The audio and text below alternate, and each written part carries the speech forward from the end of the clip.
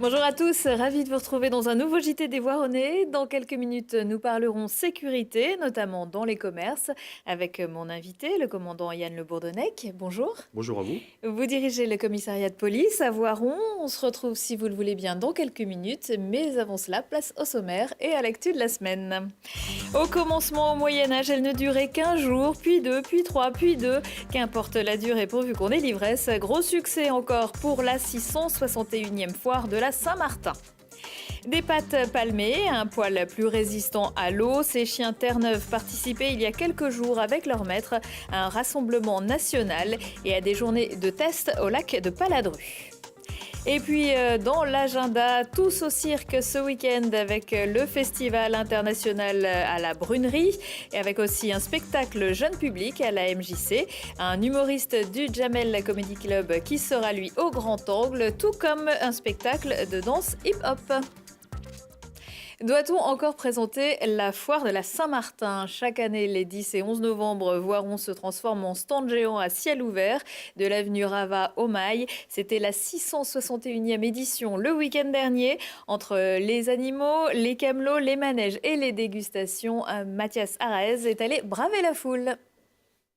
Après 661 éditions, on ne parle même plus de tradition mais d'histoire. La foire de la Saint-Martin, événement majeur sur le calendrier des Voironnais, a lieu chaque année depuis 1356 autour du 11 novembre.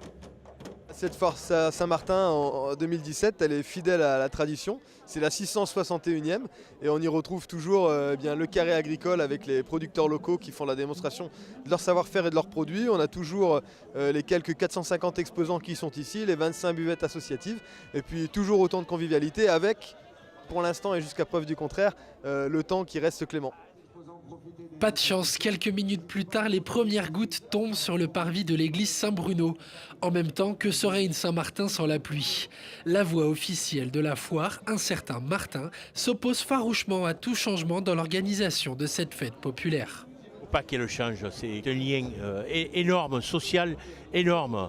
On voit des petits et des grands, on est avec la Saint-Martin. Moi, ça fait 43 ans que je suis à Voiron, ça fait 43 ans que je fais la Saint-Martin.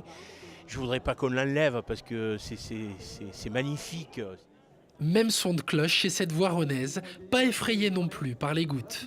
Chaque année, je viens faire mon petit tour, j'aime bien ça. On voit donc, différents stands. Et puis même avec la pluie, je suis quand même sortie de la maison. Sortir pour voir les stands, mais aussi pour boire un verre entre amis, avec modération toujours. Bah c'est simple, il y a un peu de tout, il y a les bars, il y a l'ambiance, il y a les vêtements, Il y a des lunettes de soleil. il y a les manèges, il y a un peu de tout. Pour moi, il n'y a rien à changer, il y a tout ce qu'il faut. Voilà, l'ambiance, l'envie. Combler toutes ces envies à la Saint-Martin, c'est donc possible. De la tonne d'huîtres prévue par le PVBC au manège, difficile de ne pas trouver son bonheur. Un peu plus tôt dans la matinée de samedi, l'heure était au souvenir et au recueillement. Plus de 200 Voironnais ont célébré le 99e anniversaire de l'armistice au monument aux morts du Jardin de Ville. Accompagnés par l'Union musicale voironnaise, les élèves de l'école Pierre et Marie Curie ont interprété la Marseillaise et les Allobroges. Depuis 2012, la cérémonie rend plus largement hommage à tous les morts pour la France depuis la Première Guerre mondiale, le conflit le plus meurtrier du XXe siècle.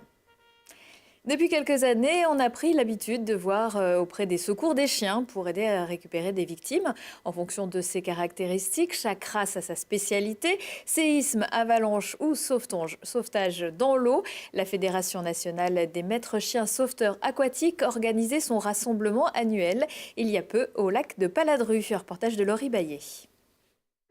Au lac de Paladru, la baignade est surveillée par ces grosses boules de poils. Ce sont principalement des Terre-Neuve. Ici, ils sont une quarantaine accompagnés de leur maître. Ces binômes proviennent de toute la France pour participer au séminaire annuel national de la Fédération des maîtres chiens sauveteurs aquatiques. Ce qui me plaît dans le sauvetage aquatique, c'est d'abord, je dirais, le partage. Partager un moment avec son animal de compagnie, parce que ce sont nos animaux, ce sont eux qu'on a à la maison. Et surtout, on apprend tous les gestes qui sauvent. J'avais envie de faire un peu plus que des balades et des baignades avec mon chien, donc partager voilà, des moments de travail, donc de cohésion et de communion avec le chien, la satisfaction, le renforcement des rapports avec le chien par le travail. L'eau, c'est le terrain de jeu des Terre-Neuve. Ces gros chiens d'une 50aine de kilos et têtus ont des aptitudes spécifiques.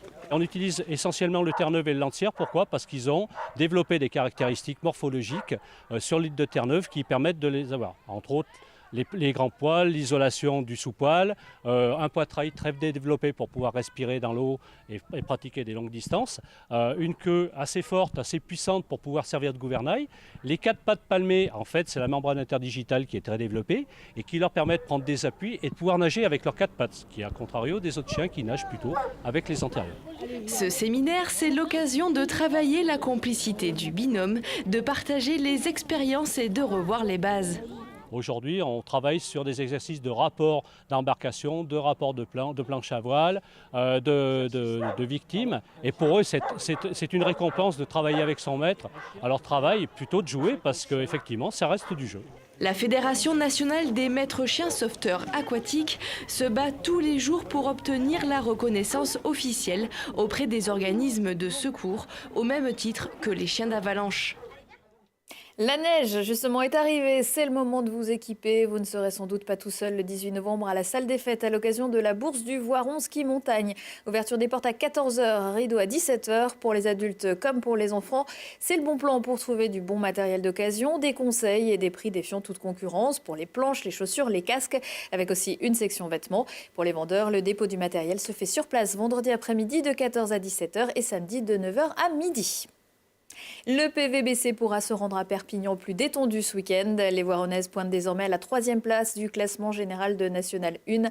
Après leur victoire à domicile samedi dernier contre Colomiers, les filles coachées par Jeff Salerno se sont imposées 67-60. Et puis en rugby, les rugbymen du SOV étaient au repos ce week-end. Les leaders de Fédéral 2 se déplaceront le 19 novembre à Rumilly.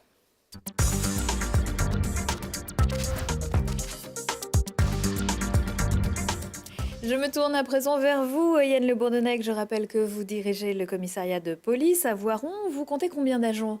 Eh bien, en tout, on a une 50 personnels. Alors, j'englobe tout le monde, hein, administratif et puis actif. Ça peut paraître un nombre assez conséquent, mais il faut savoir quand même qu'un commissariat est ouvert 24 heures sur 24, 7 jours sur 7, 365 jours par an. Donc, ramener à l'instant T, ça fait beaucoup moins de monde. Alors, on va parler de sécurité, notamment dans les commerces. Ces derniers mois, 3 commerces ont été attaqués à Voiron. Dans quelles conditions ? Oui, alors ce qu'on appelle dans le jargon, nous, des casses à la voiture bélier. Effectivement, ça a eu lieu 3 fois depuis cet été-là. Et le fait particulier, c'est que ces individus, enfin ceux qui ont commis ces exactions, ont utilisé des vrais béliers comme au Moyen-Âge, c'est-à-dire des troncs d'arbres, chose peu courante. Alors je fais le distinguo quand même entre les cambriolages classiques qui peuvent arriver de jour comme de nuit, plutôt de nuit d'ailleurs, dans les commerces, et là ces vrais vols commis, à mon sens, et l'enquête a tendance à le prouver, ce sont des bandes organisées, comme bien organisées d'ailleurs. Est-ce que pour l'instant l'enquête est en cours ? Oui, c'est en cours. D'ailleurs, nous sommes épaulés par la police judiciaire sur cette enquête. Elle avance. Elle avance. On n'en dirait pas plus. Est-ce que, selon vous, les commerçants se protègent suffisamment contre ce genre d'attaque ? Alors, c'est vrai que des attaques à voiture bélier avec des troncs d'arbres, on ne peut pas forcément y penser tout de suite. Oui, alors, de toute façon, la protection ne sera jamais efficace à 100%. Globalement, je pense que les commerçants sont plutôt bien protégés. On a eu le cas d'ailleurs, en début de mois, on a interpellé un individu là, qui avait commis 16 cambriolages dans les commerces de Voiron, notamment les commerces de bouche, bars, restaurants. On a utilisé très largement la vidéoprotection dont étaient équipés la plupart de ces commerces, pour l'identifier notamment. Donc effectivement, il y a une certaine protection. Maintenant, il y a encore, je pense, des efforts à faire. Je sais que la mairie aussi propose des solutions aux commerçants. Nous, on peut également proposer des solutions au commissariat, puisque j'ai la chance d'avoir une fonctionnaire, je dirais même, qui est correspondant en sûreté. Donc, qui Quel est son rôle ? Voilà, alors c'est une de ses multiples casquettes parce que malheureusement c'est pas sa seule mission, mais malgré tout, elle fait des consultations de sûreté à la demande. Donc on peut la solliciter, on peut la si on est solliciter, commerçant, il n'y a aucun problème. Alors commerçant, actuellement, j'ai peu de demandes de la part des commerçants. Oui. Par contre, on a eu beaucoup de demandes très récemment, notamment de la part de l'Éducation nationale, les écoles, les lycées, collèges. Également l'hôpital, mais lui il a fait plutôt l'objet d'un audit là vraiment avec un référent sûreté, donc c'est un gros rapport qui est remis. Voilà. Donc on propose des solutions de sécurité passive. Donc il y a la vidéoprotection, puis il y a d'autres solutions.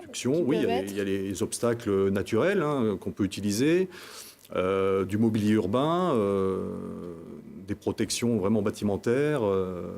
Le contrôle d'accès, voilà. Donc nous, on propose tout un panel. Après, on ne chiffre pas, puisque alors c'est un service qui est totalement gratuit. On n'a pas de la compétence particulière avec telle ou telle entreprise. C'est vraiment, on propose des solutions après aux demandeurs de les faire appliquer tout au parti. C'est une prise de conscience qu'il faut avoir. À Voiron, il existe une quarantaine de caméras de vidéoprotection mises en place par la ville. Est-ce qu'elles ont permis d'élucider ce type d'affaires ? Alors, nous, on est très contents en termes d'outils d'aide à l'enquête d'avoir ce système, d'autant que nous avons un déport de ces caméras donc, au commissariat. Je dois vous dire qu'on l'utilise quasiment quotidiennement, puisque c'est devenu un réflexe maintenant de la part des enquêteurs. Dès qu'on a une plainte, déjà la première question qu'on se pose, est-ce que le lieu des faits est couvert par une caméra ? Si oui, sinon, on laisse tomber. Si oui, on continue. C'est-à-dire, est-ce que la caméra a filmé quelque chose ? Parce que ce sont des caméras souvent mobiles. Donc, si on n'est pas derrière à avoir la main, on est soumis à l'aléatoire. Mais malgré tout, donc, on utilise ce système quasiment tous les jours pour chaque... C'est une aide très, très intéressante pour nous à l'enquête. Et voilà, et une dizaine d'autres devraient arriver prochainement. Oui. Merci beaucoup, commandant Le Bourdonnec. Je vous en prie.